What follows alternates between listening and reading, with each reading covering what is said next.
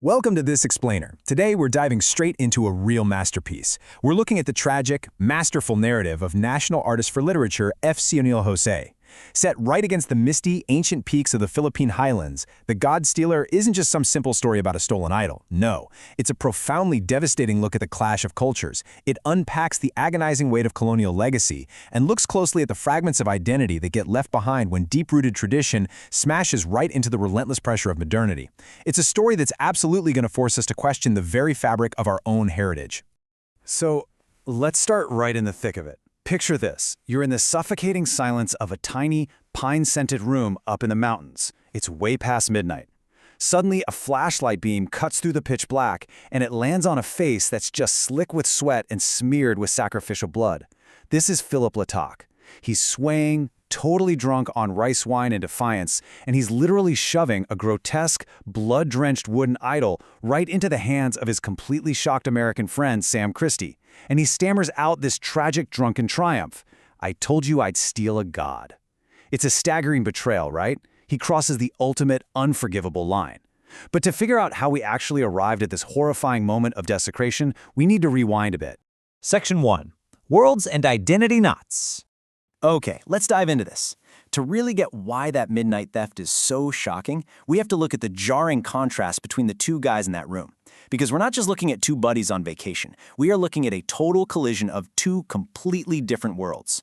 On one side, you've got Sam Christie. He's 28, a well-meaning but, pretty privileged American working in Manila.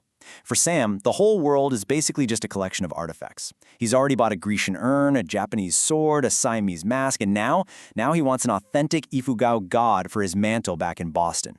On the flip side is his 26-year-old assistant, Philip Latak. Philip is Ifugao by blood, born in the mountains, but he desperately wants to be a city man.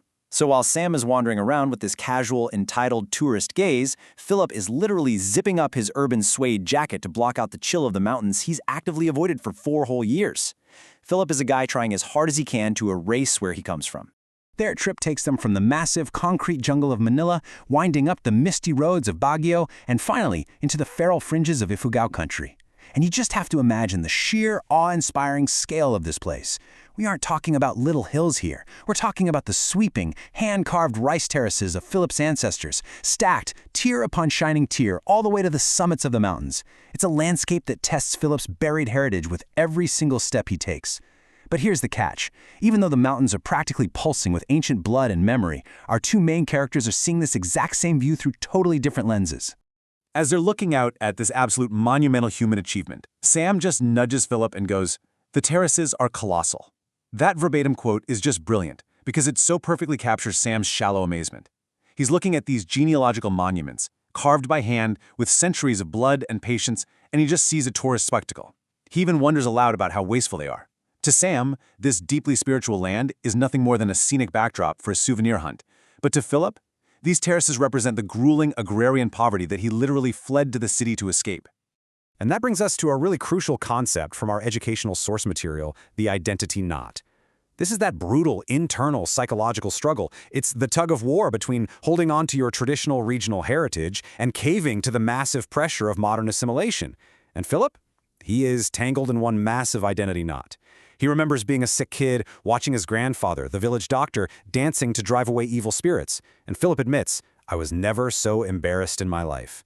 He actually calls his own culture mumbo-jumbo. He mocks his roots, saying the terraces can't even fill a stomach, and it's all driven by this desperate, clawing need to impress Sam and prove that he belongs in that westernized urban world. Section 2. The Cost of Assimilation. So what happens when you try to untangle an identity knot by just slicing right through it? Well, it has devastating consequences. What is the actual cost of selling out your soul just to fit in? The tragedy here unfolds with this terrible inevitability. When Philip asks his 80-year-old grandfather to just hand over a god for his American boss, the old man is furious. He flat out refuses to give his god to a stranger who takes everything away.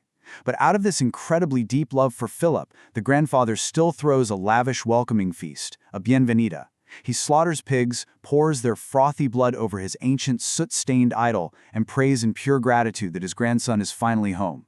But Philip, completely intoxicated by the rice wine and so desperate to prove his loyalty to Sam, just waits. He waits until the dancing ends, and in the dead of night, he steals the exact idol his grandfather just blessed.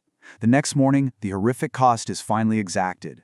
The grandfather discovers his god was stolen by the grandson he loved most, and he literally dies of shock and a broken heart. The cataclysm of his grandfather's death just entirely shatters Philip's illusions. When Sam goes to the old man's hut to tell Philip it's time to leave, he doesn't find the urbanized Manila clerk in a suede jacket anymore. No, he finds a terrifying physical and spiritual rebirth. Philip is squatting in the soot and the semi-darkness. He's bare-chested. He's wearing a traditional black and red breechcloth with yellow tassels, and a bronze warrior's necklace is dangling from his neck.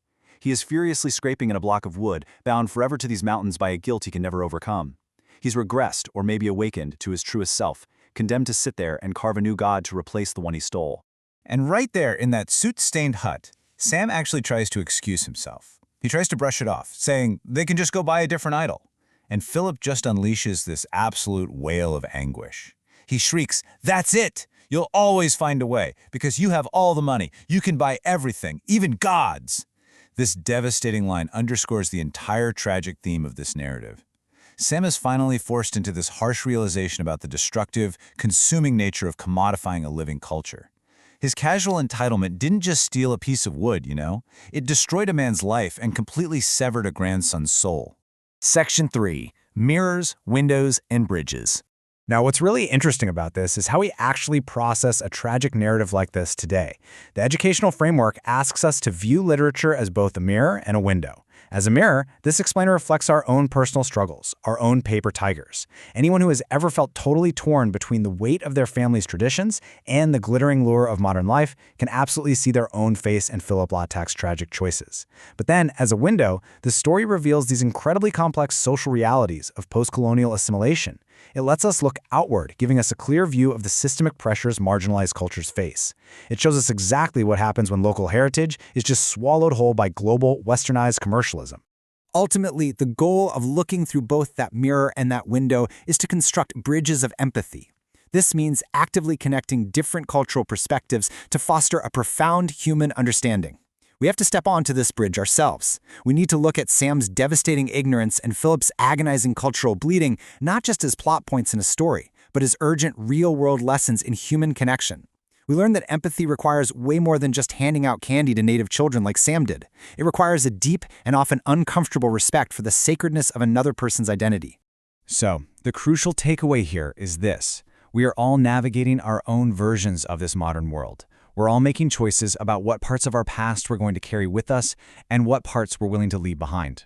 As this explainer draws to a close, I want to leave you with a haunting question, one directly inspired by Philip Latak's tragic descent. What is the true price of assimilation? In your own desperation to be accepted, to be modern, to be successful, what gods are you willing to sell to fit in? Thank you so much for joining me on this journey, and as always, keep questioning the world around you.